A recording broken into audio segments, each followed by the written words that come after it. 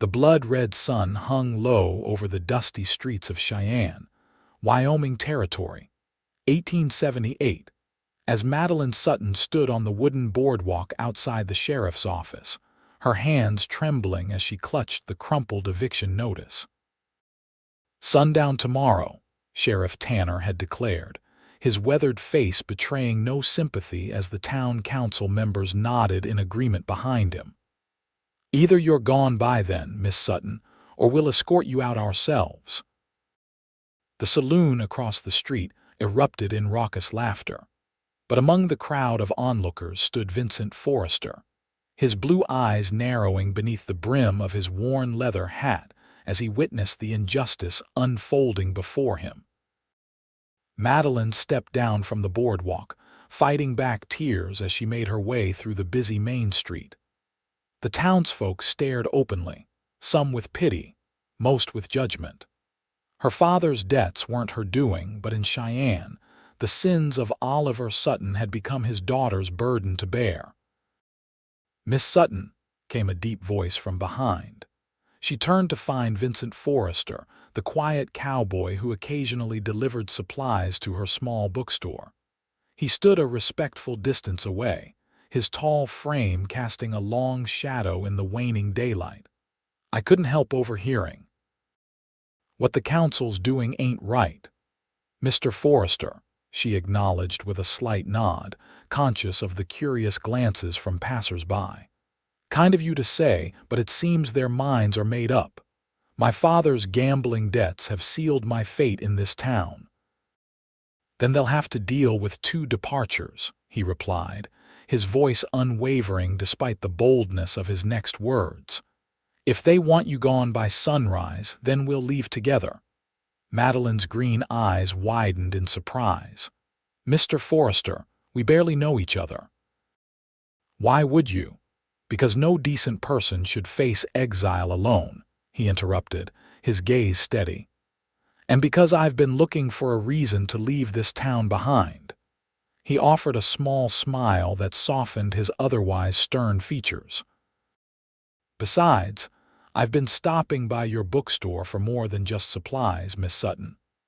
Before Madeline could formulate a response, Sheriff Tanner emerged from his office, eyeing them suspiciously. Vincent tipped his hat and lowered his voice. "Meet me at the livery stable at midnight. Pack only what you need." With that, he turned and walked away, spurs jingling with each determined step. Madeline returned to her small bookstore with the attached living quarters at the back. The shop had been her sanctuary since her father's death 3 months prior, a place where she could lose herself in the stories that lined the shelves. Now, as she moved between the rows of books, running her fingers along their spines, she knew she was saying goodbye. The bell above the door jingled, and Madeline looked up to see Martha Coleman, the baker's wife and one of the few friends she had in town. "I heard what happened at the council meeting," Martha said, setting a basket of fresh bread on the counter. "Those old fools." "You shouldn't have to pay for your father's mistakes." Madeline sighed, picking up a leather-bound copy of Ivanhoe and placing it in a small trunk. "They've made their decision. I have until sunrise tomorrow." Martha's kind eyes filled with concern. "Where will you go?" For a moment, Madeline considered telling Martha about Vincent's proposal but thought better of it. "West, perhaps. I hear Denver is growing rapidly." "Alone, a young woman like yourself," Martha shook her head. "It's not safe, Maddie." "I don't have much choice," she replied, continuing to select books for her journey. "And I'm stronger than I look." Martha helped her pack for another hour, their conversation drifting from practical matters to memories of better days. When the older woman finally left with a tearful embrace, Madeline locked the shop door and began preparing in earnest. By nightfall, she had packed 2 trunks, one with clothing and necessities, the other with her most treasured books and her father's pocket watch. The rest of her belongings she would have to leave behind. She sat at her small writing desk and penned a note to Martha, explaining her decision to leave before dawn and thanking her for her friendship. As the town clock struck midnight, Madeline pulled on her warmest coat, gathered her trunks, and slipped out through the back door of her shop. The air was crisp with early autumn chill as she made her way through the shadows toward the livery stable at the edge of town. Vincent was waiting as promised, a large bay gelding already saddled alongside a sturdy wagon hitched to a dappled mare. His face was partially hidden beneath his hat, but she could see the determination in his stance. "You came," he said simply, taking her trunks and securing them in the wagon. "I'm not sure I had many alternatives," she admitted, watching as he worked. "Mr. Forrester, I appreciate your chivalry, but I must know why risk your standing in town for me." Vincent paused, then turned to face her fully. The moonlight caught the angles of his face, revealing a handsome but weathered countenance that spoke of years under the open sky. "Miss Sutton, I've watched this town turn its back on good people before. I've stood by too many times. Not again." He offered his hand to help her onto the wagon seat.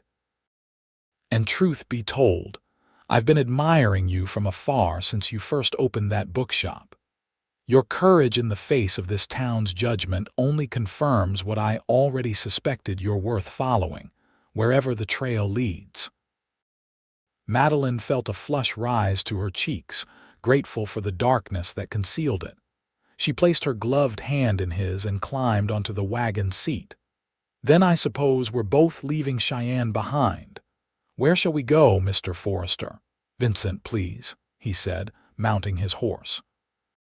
"I've got a small claim near the Big Horns.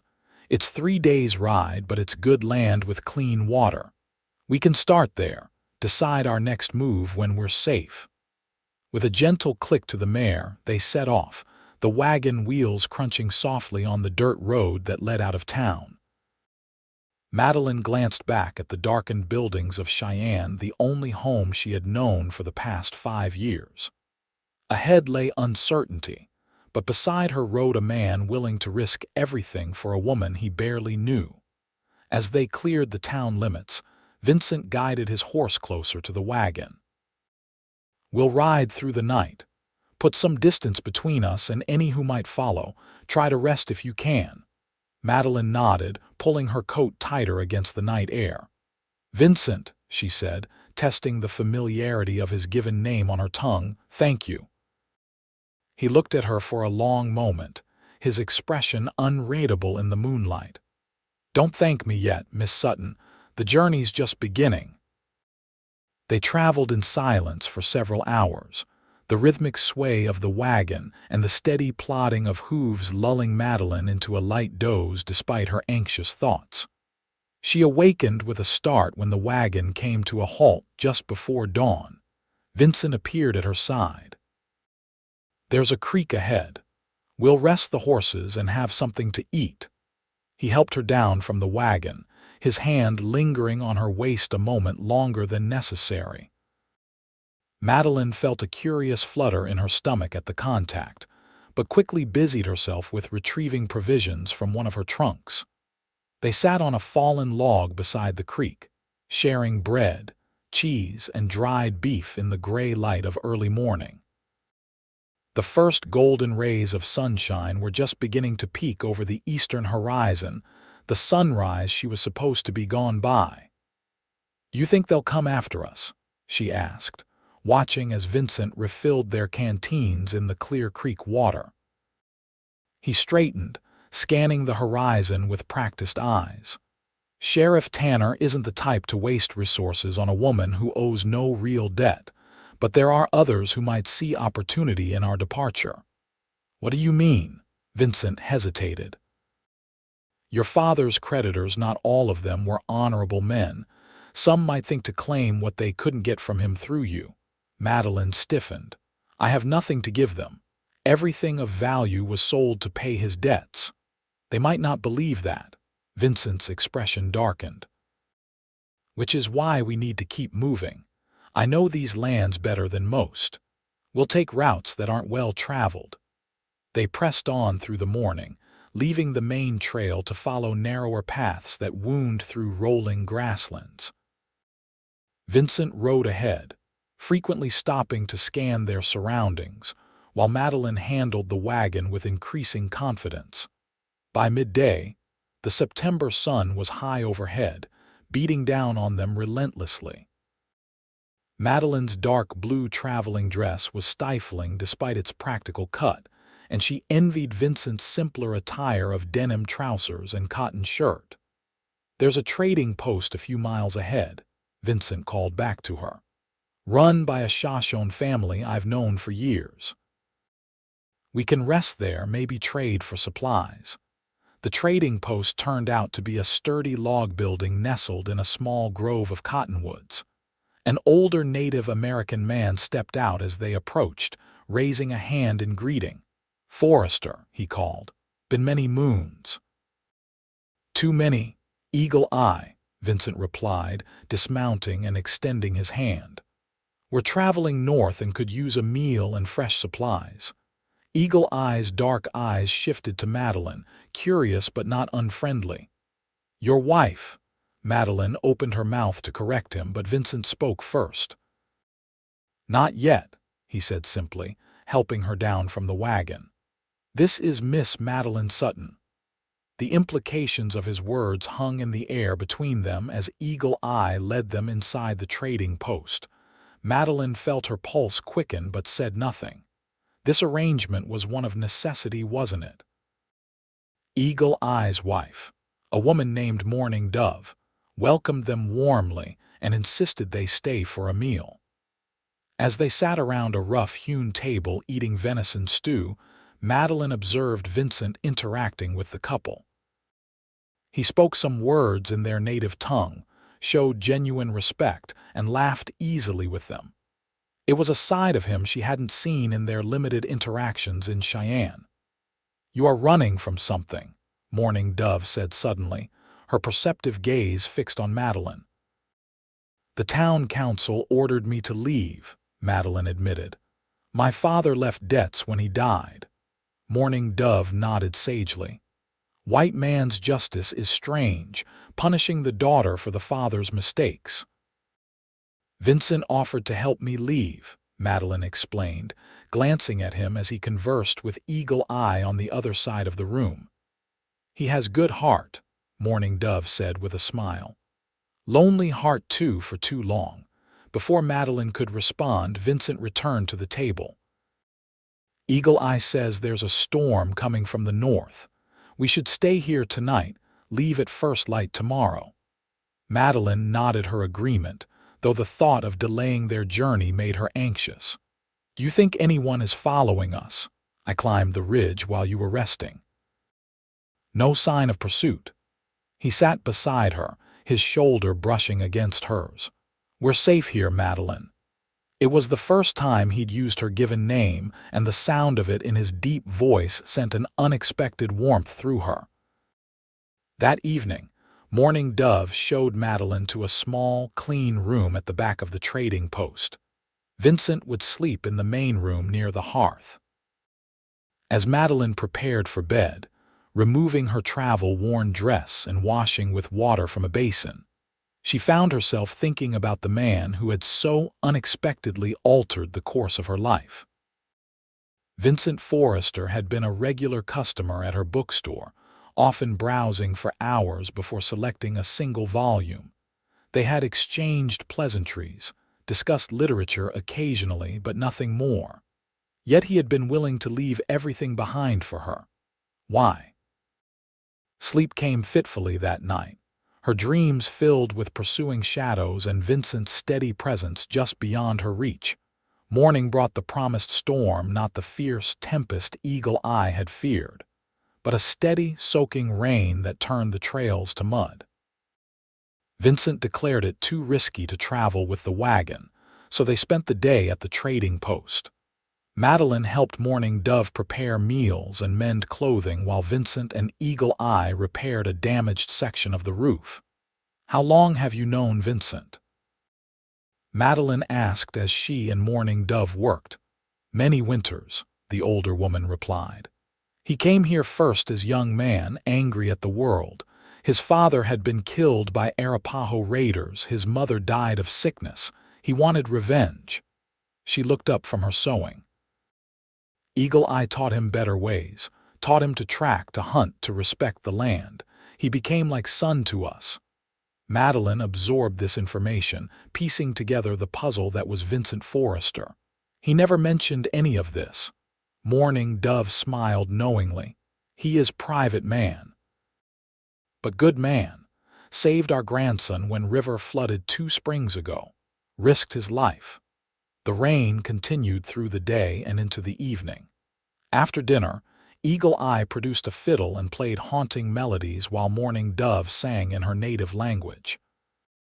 Vincent surprised Madeline by asking her to dance, and she found herself swaying in his strong arms in the warm firelight, acutely aware of his hand at her waist and his blue eyes fixed intently on hers.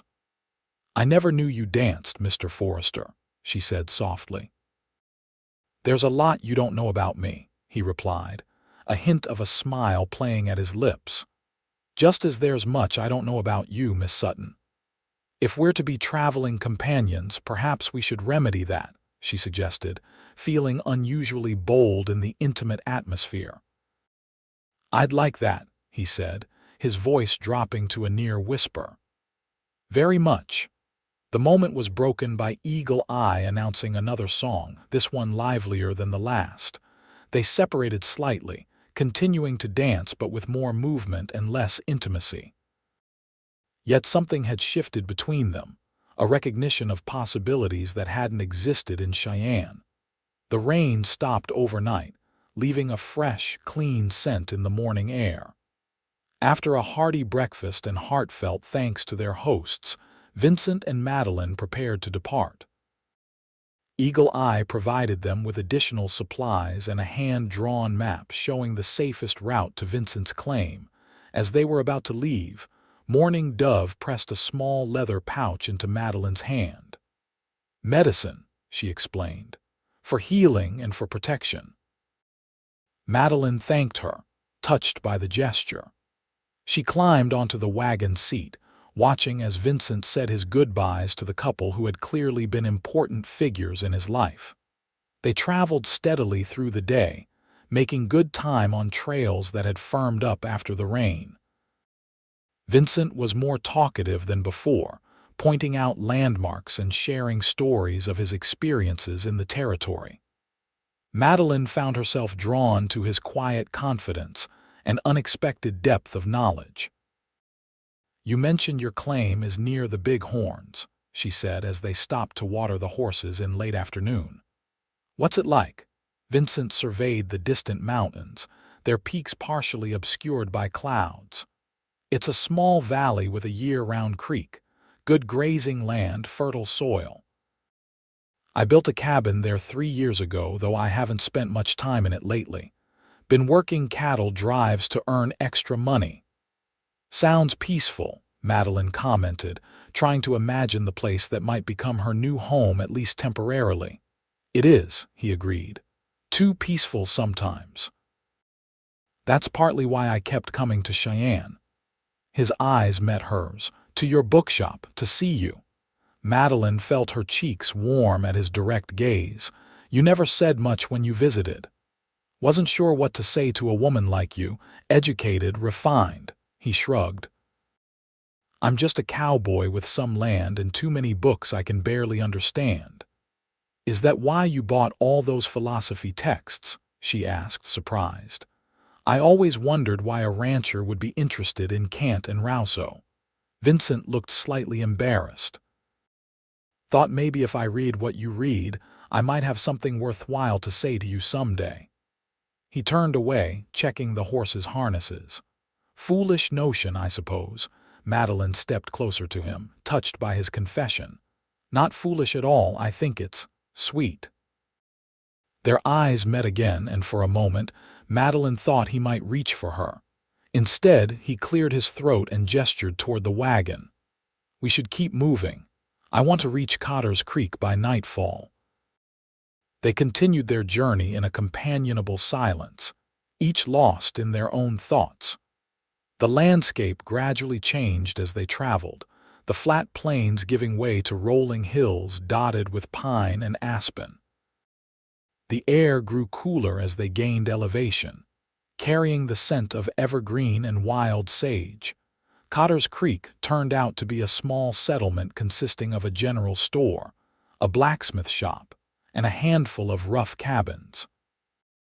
Unlike Cheyenne with its judgmental stares, the residents here barely glanced at them as Vincent guided the wagon to a small clearing at the edge of the settlement.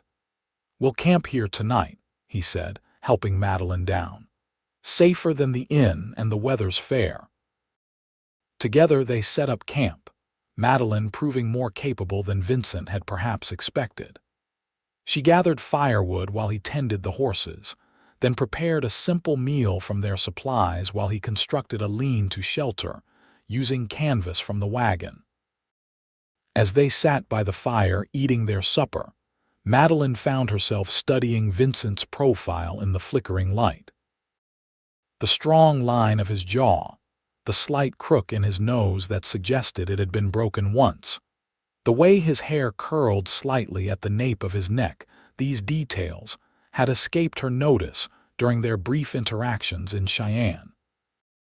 "You're staring, Miss Sutton," he said without looking at her, a smile evident in his voice.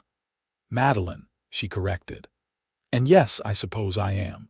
I'm trying to reconcile the quiet man who browsed my bookshop with the one who's currently helping me flee across Wyoming territory." Vincent turned to face her fully. "Are you having second thoughts?" "No," she said honestly, "but I am curious. You've risked a great deal for me, Vincent. Your reputation, your standing in Cheyenne." "I didn't have much standing to begin with," he admitted. "Most folks in town viewed me with suspicion because of my friendship with the Shoshone. And as for my reputation," he shrugged, "the only opinion that matters to me now is yours." The sincerity in his voice moved her. Madeline reached across the space between them and placed her hand on his. "Then you should know I think you're the most honorable man I've ever met." Vincent's hand turned beneath hers, his fingers intertwining with her own. For several heartbeats, they sat connected by that simple touch, the crackling fire and distant night sounds creating an intimate cocoon around them. The moment was shattered by the sound of approaching horses. Vincent was on his feet instantly, his hand dropping to the revolver at his hip. "Stay here," he instructed, moving to the edge of their camp. 3 riders emerged from the darkness, their features indistinct in the dim light. Vincent's posture tensed as they drew closer. "Well, well," called the lead rider, a burly man with a thick beard. "What have we here? A cozy little camp in the wilderness." "Evening, gentlemen," Vincent replied, his voice neutral but his stance alert. "Something I can help you with." The man dismounted, followed by his companions. As they stepped into the firelight, Madeline gasped softly. She recognized the bearded man as Thomas Weber, one of her father's former gambling associates. "Actually, there is," Weber said, his gaze shifting to Madeline. "We're looking for Miss Sutton here. Got some unfinished business with her late father." His smile didn't reach his eyes. "Imagine our surprise when we heard she'd skipped town with a certain cowboy." Vincent moved subtly, positioning himself between Madeline and the newcomers. "Whatever business you had with Oliver Sutton died with him. Miss Sutton has settled all legitimate debts." Weber laughed humorlessly. "That's where you're wrong, Cowboy. Oliver Sutton owed me $500 from our last game. Interest has been accumulating." "That's a lie," Madeline said, rising to her feet. "My father kept records of all his debts. Your name wasn't among his creditors, Mr. Weber." "Maybe he didn't write it down," Weber suggested with a shrug, "but I'm not leaving without my money or something of equal value." His eyes raked over Madeline in a way that made her skin crawl. Vincent's hand tightened on his revolver. "You and your friends need to leave. Now."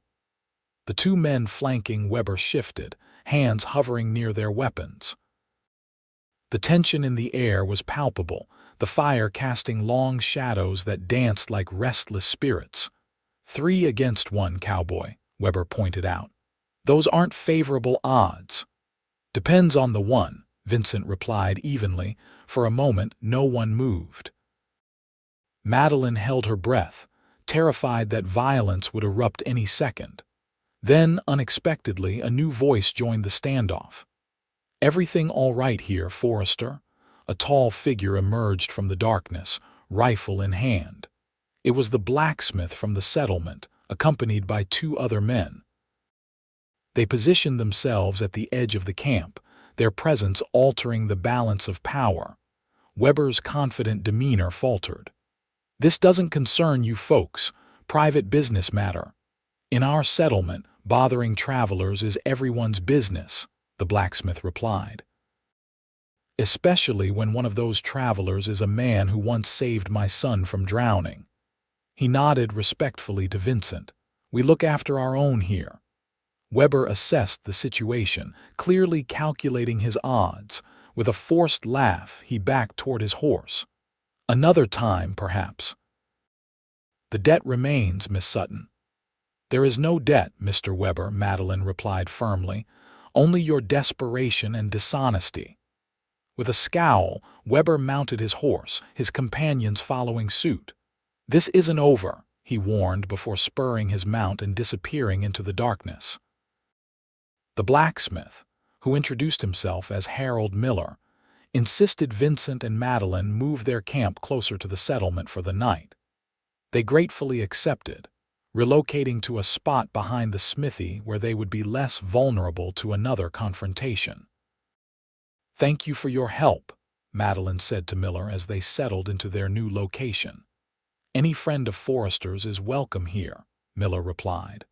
"Man saved my boy from the Clearwater River 2 springs back, never asked for anything in return." He glanced at Vincent, who was unsaddling the horses. "Good man to have on your side, miss." After Miller left, Madeline approached Vincent. "You seem to have friends everywhere we go." Vincent continued his work, avoiding her gaze. "Just try to help when I can." "The river rescue, that's the second time I've heard that story today. Morning Dove mentioned it too, though she said it was her grandson." "Same incident," Vincent explained. "Miller's boy and Eagle Eye's grandson were fishing together when the river flooded. I happened to be passing by." "You're too modest," Madeline observed. "You risk your life for others as if it's nothing exceptional." Vincent finally looked at her, his expression serious. "Life is precious, Madeline. Every life. That's something my Shoshone friends taught me after my parents died. When I was consumed with anger and revenge." Madeline stepped closer, drawn by the raw honesty in his voice. "You're not what you seem, Vincent Forrester. In Cheyenne, everyone saw a quiet, solitary cowboy, but you're so much more." His eyes searched hers, and Madeline felt a connection forming between them that transcended their brief acquaintance. Without conscious thought, she reached up and placed her palm against his cheek. Vincent remained perfectly still, as if afraid any movement might shatter the moment. "We should rest," he said finally, his voice husky. "We've got a long day ahead tomorrow." Though nothing had really happened between them, Madeline felt as though a significant boundary had been crossed. As she prepared for sleep in the shelter Vincent had reconstructed, she found herself contemplating a future that increasingly included this complex, honorable man. They departed Cotter's Creek at first light, traveling northward through increasingly rugged terrain. Vincent remained vigilant, clearly concerned that Weber and his companions might attempt to follow them. But the day passed without incident, and by late afternoon, they could see the imposing silhouette of the Big Horn Mountains on the horizon. "We'll reach my claim by tomorrow evening," Vincent said as they made camp beside a small stream. "Assuming the weather holds." Madeline nodded, warming her hands by the fire. September nights in the high country were cold, and she had begun to feel the chill despite her warm clothing. Vincent noticed her shivering and disappeared into the wagon, returning with a thick wool blanket which he draped around her shoulders. "Thank you," she said, pulling it tightly around herself. "For everything, Vincent. I'm not sure what I would have done if you hadn't offered to help me leave Cheyenne." He sat beside her, close enough that their shoulders touched. "You'd have managed. You're stronger than you give yourself credit for, Madeline." "Perhaps," she conceded, "but I'm glad I didn't have to find out." She hesitated, then asked the question that had been on her mind. "What happens when we reach your claim? What comes next for us?" Vincent was quiet for so long that Madeline wondered if he had heard her question. Finally, he spoke, his voice soft against the night sounds surrounding them. "That depends on what you want, Madeline. My home is modest, but it's yours for as long as you wish to stay. If you decide to move on to another town, start fresh elsewhere, I'll help you get there safely." He paused, then added, "Or there's a third option." "Which is?" Vincent turned to face her, his expression more vulnerable than she had ever seen it. "Stay. Not as my guest, but as my partner, my wife, if you'll have me." Madeline's breath caught in her throat. "Vincent, we've known each other only 3 months in Cheyenne," he interrupted gently. "Where I came to your shop twice a week just to see your face.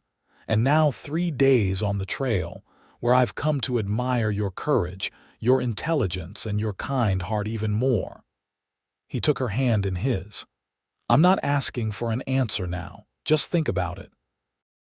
See the place. See if you could make a life there. With me."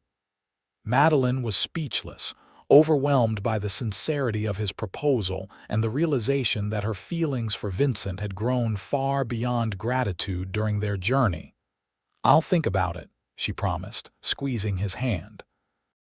They spent the evening talking by the fire, sharing stories of their lives before Cheyenne. Vincent spoke of his childhood on a small ranch in Colorado, of losing his parents and finding a new family among the Shoshone. Madeline told him about growing up in St. Louis, the daughter of a professor who had instilled in her a love of literature and learning. How his gambling addiction had developed after her mother's death, eventually forcing them to move west where no one knew their reduced circumstances. It was the most they had ever spoken to each other, and with each exchange, Madeline felt the connection between them deepen. When they finally retired to their separate sleeping areas, she found herself thinking of Vincent's proposal and the life they might build together. The final day of their journey took them through a narrow mountain pass and into a verdant valley nestled among the foothills of the Big Horns. As they crested a ridge in the late afternoon sun, Vincent reined in his horse and pointed. "There it is. Home." Madeline followed his gesture and saw a clearing near a bend in a creek. A sturdy log cabin stood surrounded by aspens turning golden with autumn, a small barn and corral beside it. Beyond stretched meadows and scattered copses of pine and fir, the mountains rising majestically in the background. It was beautiful in its isolation, peaceful in a way Cheyenne had never been. "It's wonderful," she said sincerely, taking in the pristine landscape. Vincent's face showed relief and pride as he guided them down the slope toward the cabin. As they drew nearer, Madeline could see details that spoke of Vincent's careful stewardship: the well-maintained fences, the neat woodpile, the small garden plot beside the cabin. When they reached the clearing, Vincent helped Madeline down from the wagon, his hands lingering at her waist. "Welcome to Forrester Valley," he said with a smile. "You named it after yourself," she teased, charmed by his obvious enthusiasm. "Named it after my father, actually," he corrected. "He always dreamed of having a place like this." He gestured toward the cabin. "Let me show you inside." The interior of the cabin was simple but comfortable. A large stone fireplace dominated one wall, with a wooden table and chairs nearby. A cooking area occupied one corner, with shelves holding provisions and cookware. A curtained alcove presumably contained Vincent's sleeping area. What surprised Madeline most was the bookshelf along one wall, filled with volumes both familiar and unknown to her. "Your collection is impressive," she remarked, running her fingers along the spines. "Started with my father's books," Vincent explained. "Added to it over the years. Thought maybe someday I'd understand all of them." He watched as she examined the titles. "There's room for your books, too." The implication wasn't lost on Madeline. She turned to face him, suddenly aware that they were alone in his home, their home, if she accepted his proposal. "Vincent, about what you asked last night." He held up a hand. "You don't need to answer now. Take your time. Get to know the place." She shook her head, stepping closer to him. "I don't need more time. These past days have shown me what kind of man you are. Honorable, brave, kind." She took a deep breath. "Yes, I'll stay. As your wife, if the offer still stands." The joy that transformed Vincent's face made Madeline's heart swell. He closed the distance between them in 2 strides, gathering her into his arms. "Madeline Sutton," he murmured, his voice thick with emotion. "You've just made me the happiest man in Wyoming territory." Their first kiss was tentative at first, then deepened as Madeline's arms wound around Vincent's neck. When they finally separated, both were breathing heavily, faces flushed with more than just the excitement of the moment. "I should." Vincent gestured vaguely toward the door. "Get the horses settled. Bring in your things." Madeline nodded, equally flustered. "And I should see about preparing something to eat. We've had a long journey." They moved around each other with a new awareness as the evening progressed, their newfound understanding creating both excitement and a pleasant tension. After a simple supper, they sat before the fire, Vincent's arm around Madeline's shoulders as they discussed their future. "There's a settlement about a day's ride from here," he explained. "Smaller than Cotter's Creek, but they've got a preacher who comes through once a month. We can be married next time he visits." "And until then?" Madeline asked, aware of the impropriety of their current arrangement despite its necessity. Vincent's expression grew serious. "I'll sleep in the barn until we're properly wed. Your reputation matters to me, Madeline." She leaned her head against his shoulder, touched by his consideration. "You're a good man, Vincent Forrester." "Just trying to be worthy of you," he replied softly. They spent the next 2 weeks settling into a routine. Vincent showed Madeline the workings of the homestead, from the creek that provided their water to the garden that supplied much of their food. She organized the cabin, incorporating her books with his and adding feminine touches that made the space feel more like a home. Each day brought new discoveries about each other: Vincent's talent for wood carving, Madeline's skill with herbal remedies learned from her mother. They worked side by side during daylight hours and spent evenings by the fire, reading aloud from Madeline's books or simply talking. True to his word, Vincent slept in the barn, though their goodnight kisses grew increasingly passionate as the days passed. Both looked forward to the preacher's arrival with mounting anticipation. Autumn progressed, the aspen leaves falling in golden showers around the cabin. Vincent prepared the homestead for winter, cutting firewood and making repairs to the barn and fences. Madeline preserved garden produce and foraged for wild berries and herbs, storing them for the months ahead. A week before the preacher was due to visit, Vincent returned from hunting with news. "Ran into Jim Carson from the settlement. Says Weber and his men have been asking questions about us, showing up at homesteads in the area." Madeline's happiness dimmed at this reminder of the threat hanging over them. "Do you think they'll find us here?" Vincent's jaw tightened. "Not if I can help it, but we should be prepared. I don't want you alone until this is resolved." For the next several days, they maintained a vigilant watch. Vincent taught Madeline how to use his spare revolver, though she prayed she would never need the skill. 3 days before the preacher's expected arrival, they were working together in the garden when Vincent suddenly stiffened, his hand moving to his weapon. "Riders coming," he said quietly. "Get inside the cabin." Madeline hurried to obey, her heart pounding as she retrieved the revolver from its hiding place. Through the window, she watched Vincent position himself near the barn, rifle in hand but not visibly threatening. 3 horsemen appeared at the edge of the clearing, Weber and his companions. They halted, obviously surprised to find Vincent waiting for them. "Private property, gentlemen," Vincent called. "State your business." Weber urged his horse forward. "You know why we're here, Forrester. The woman owes me money." "Miss Sutton owes you nothing," Vincent replied evenly. Any legitimate debts were settled in Cheyenne. Weber's laugh was ugly. "Maybe I'm not interested in money anymore. Maybe I just want to teach you both a lesson about running." The threat hung in the air as Weber's companions spread out, attempting to flank Vincent. Madeline gripped the revolver tighter, knowing she would use it if necessary to protect the man she had come to love. What happened next occurred so quickly that Madeline could barely process it. Weber drew his pistol, but Vincent was faster, his rifle barking once, twice. Weber clutched his shoulder, howling in pain as his weapon dropped to the ground. His companions hesitated, clearly unwilling to risk the same fate. "Next shot won't be in the shoulder," Vincent warned, his voice cold. "Leave my land. Leave my future wife alone, or I promise you won't leave at all." The wounded Weber glared with hatred, but his companions were already backing their horses away.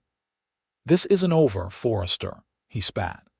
"Yes, it is," came a new voice from the tree line. Madeline gasped as Sheriff Tanner from Cheyenne rode into view, accompanied by 2 deputies. They had approached from the opposite direction, unnoticed during the confrontation. "Thomas Weber," Tanner said, his weathered face grim. "You're wanted for fraud in 3 counties and murder in Colorado Territory. Been tracking you since you left Cheyenne." Weber made a desperate move for his fallen weapon, but one of the deputies fired, the bullet kicking up dirt inches from Weber's hand. He froze, then slowly raised his uninjured arm in surrender. As the deputies took Weber and his companions into custody, Sheriff Tanner approached Vincent, who had lowered his rifle but remained alert. "Forrester," Tanner nodded. "Miss Sutton," he added, spotting Madeline in the cabin doorway. "Sheriff," Vincent acknowledged cautiously. "Didn't expect to see you this far from Cheyenne." Tanner dismounted, removing his hat. "Been on Weber's trail for weeks. Man's wanted for killing a saloon girl in Denver last year, among other crimes. When he followed you from Cheyenne, we followed him." "Then you're not here about the eviction notice?" Madeline asked, joining Vincent's side. Tanner had the grace to look uncomfortable. "About that. Council revoked it the day after you left. Turns out your father's main creditor, Simmons, had been charging illegal interest rates. Your debts were declared settled." He cleared his throat. "Was going to tell you when I caught up with you, offer escort back to Cheyenne if you wanted." Madeline felt Vincent tense beside her. She slipped her hand into his, a silent reassurance. "That's unexpected, Sheriff," she said carefully. "But I'm afraid I won't be returning to Cheyenne." "No," Tanner raised an eyebrow, glancing between them. "Miss Sutton has agreed to become my wife," Vincent explained, his voice firm. "We're building a life here." Tanner studied them for a moment, then nodded. "I see." "Well, congratulations are in order then." He replaced his hat. "We'll take these miscreants off your hands. Don't expect you'll be troubled by them again." As the sheriff and his deputies prepared to depart with their prisoners, Tanner approached Madeline once more. "Your shop's been kept intact, Miss Sutton. Martha Coleman's been looking after it. Said to tell you the offer to buy it still stands if you're interested. Madeline thought of her bookstore in Cheyenne, the life she had left behind. It seemed distant now, like a chapter in someone else's story. Please thank Martha for me, she said. Tell her I accept her offer, with the condition that she keep it as a bookshop. The town needs one. After Tanner and his group disappeared down the trail, Vincent and Madeline stood in the clearing, the tension of the confrontation slowly dissipating. You could go back, Vincent said quietly. Your name's been cleared. You could have your shop again. Madeline turned to face him, placing her hands on his chest. My place is here now, with you. She smiled up at him. Besides, I think this valley could use a small lending library, don't you? For when we have children who love books as much as their parents do. The joy that bloomed on Vincent's face was answer enough. He swept her into his arms, kissing her with all the passion that had been building between them. 3 days later, they were married by the traveling preacher in the small settlement church. The ceremony was simple, attended by a handful of neighbors who had become friends during their visits to trade or assist with projects on the homestead. As winter settled over Forrester Valley, Madeline and Vincent settled into married life with a happiness neither had expected to find. They expanded the cabin, adding a proper bedroom and a small room that would serve as Madeline's library, and eventually, they hoped, a nursery. Spring brought new growth to the valley, and news that their family would indeed be expanding by winter. Vincent's protective nature intensified with Madeline's pregnancy, though she assured him she was sturdy enough for most tasks. Their son, James Oliver Forrester, was born on a snowy December night with the assistance of a neighboring farmer's wife who had experience as a midwife. Vincent wept when Madeline placed the infant in his arms, overcome by the miracle they had created together. As the years passed, Forrester Valley flourished under their care. Vincent's small cattle herd grew, providing a comfortable living. Madeline established her lending library, which became a gathering place for isolated families in the area. 2 more children joined their family, Catherine in 1880 and Michael in 1882, completing their happiness. Sometimes in the evenings, as they sat on the porch watching their children play in the yard, Madeline would think back to that moment in Cheyenne when Vincent had made his bold declaration. If they want you gone by sunrise, then we'll leave together. What are you smiling about? Vincent asked one such evening, his arm around her shoulders as they watched 6-year-old James teaching 4-year-old Catherine how to lasso a fence post. Just thinking about how differently life might have turned out if a certain cowboy hadn't been so determined to rescue a bookshop owner in distress, she replied, leaning into his embrace. Vincent chuckled, the sound deep and warm. Rescuing you was the smartest thing I ever did, Mrs. Forrester. Though I think in the end, you rescued me right back. Madeline turned her face up to his, still finding the same wonder in his blue eyes that had been there on their wedding day. I love you, Vincent Forrester. And I love you, Madeline Forrester, until the end of my days and beyond. Their lips met in a kiss that held all the passion of their early days together, and all the depth of the years they had shared. As the sun set behind the Big Horn Mountains, painting the sky in hues of gold and crimson, they knew that the journey that had begun with a desperate departure at sunrise had led them exactly where they were meant to be together, in a home built with love, surrounded by the family they had created. In later years, their story would become something of a legend in the region, the bookshop owner forced to leave town, and the cowboy who left with her, building a life that defied the expectations of those who had judged them. Their lending library grew into a proper schoolhouse, with Madeline serving as the first teacher. Vincent's knowledge of the land and fair dealings with both settlers and native peoples made him a respected figure, whose advice was sought on matters ranging from water rights to boundary disputes. When their children were grown with families of their own, Madeline and Vincent would often sit together on winter evenings, reading from the same books that had first brought them together in a small shop in Cheyenne. And though their hair turned silver and their steps slowed with age, the love that had begun with an act of courage never dimmed. They had left together at sunrise all those years ago, and they had found not just a home, but a legacy of love that would endure long after they were gone.